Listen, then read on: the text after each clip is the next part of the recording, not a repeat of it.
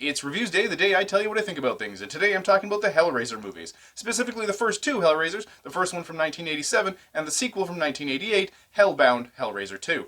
These first two Hellraiser movies, based on Clive Barker's original novel, Hellbound Heart, these are pretty standard 80s horror movies, honestly. They're dark, they're dirty, they're gritty, they're raw, they're gory, and they're overly violent. And that's really about it. Obviously, we have to be thankful for these movies because they gave us one of the most iconic horror villains of all time in Doug Bradley's Pinhead.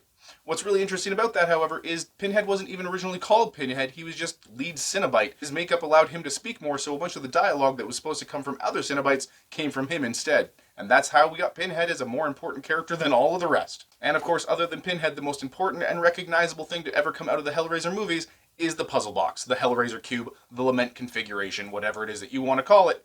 That thing's super cool. I've always wanted an actual working, functioning one of those. I mean, not to summon demons, but just one that actually opened up and twisted around and turned and did stuff. Always thought that was really super cool. I've always kind of felt that the world that these movies created is far more interesting than what we're actually seeing in these first couple of movies. A lot of people tell you that these first two Hellraiser movies are the only ones that are really worth wasting your time on. And I'm putting that to the test. After years of being told not to bother watching anything past 1 or 2, I've been watching through all of them this month, and it's been a hell of a ride. I'm Phil the Thrill, that's what I thought about those things, and I'll see you next time for even more Hellraiser.